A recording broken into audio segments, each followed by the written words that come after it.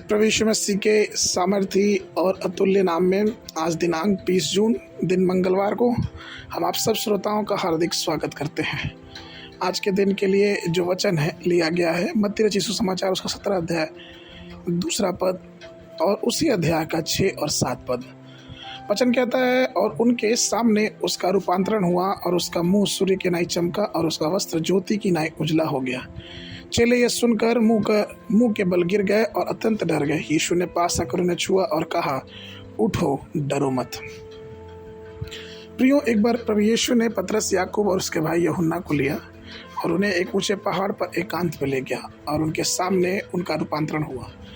हम पवित्र शास्त्र में पढ़ते हैं कि उसका मुखमंडल सूर्य के समान दमक उठा और उसका वस्त्र ज्योति के समान उजला हो गया। शिष्यों ने पर्वत पर उस रूपांतरण को देखा। मूसा और एलिया उन्हें दिखाई दिए और वह उजले बादल में उन्हें छा लिया। चेले बहुत डर गए और मुंह के बल गिर गए, लेकिन यीशु के प्यार भरे हाथों ने चेलों को छुआ जो डर गए थे और उनसे कहा, उठो, डरो मत।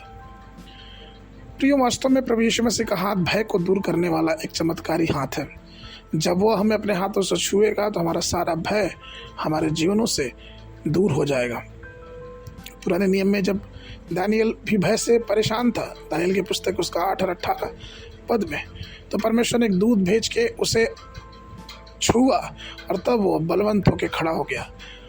यदि सोचे कि परमेश्वर के दूत के स्पर्श से एक मनुष्य बलवंत हो सकता है, तो उस परमेश्वर यहोवा का हाथ कितना मजबूत है। प्रकाशित वाक्य में पढ़ते हैं कि प्रेरित यूहन्ना जब आत्मा की अगुवाई में था और परमेश्वर की, प्रभु यीशु मसीह की छवि को वो देख रहा था, तब प्रकाशित वाक्य उसके पहले अध्याय के 17-18 पद में कहता है, और जब मैंने उसे देखा तो उसके पांव पर मुर्दा सा पड़ गया, परंतु उसने मुझ पर अपना दाहिना हाथ रखकर मुझसे कहा, मत डर, मैं प्रथम और अंतिम हूँ, मैं वह हूँ जो जीवित है और मर गया था, और देखो मैं युगानुयुग जीवित रहूँगा। प्रभु में प्रिय लोगों, चाहे बीमारी हो, चाहे पीड़ा हो, चाहे दुख हो, चाहे तकलीफ हो, परमेश्वर का हाथ हमें सब भय से छुड़ाता है। वो हमारे जीवन में दृढ़ता को लाता है, हमारे जीवन में विश्वास को बढ़ाता है। और इसलिए चाहिए कि हम परमेश्वर के हाथ को, परमेश्वर के शक्तिशाली हाथ को अपने जीवन में बनाए रखिए, जो हमें मजबूती से थामे रखता और दृढ़ता से आगे बढ़ाता रहता है। आज के मनन के लिए 2 तीमुथियुस की पत्री उसका पहला अध्याय 7 पद। क्योंकि परमेश्वर ने हमें भय की नहीं पर सामर्थ्य, प्रेम और संयम की आत्मा दी है। बाइबल अध्ययन के लिए सुबह के समय एस्तर की पुस्तक उसका पहला और 2 अध्याय, शाम के समय प्रेरितों के काम उसका 5 अध्याय 1 पद से लेकर 21 पद तक। परमेश्वर आप सबको आशीष देवे।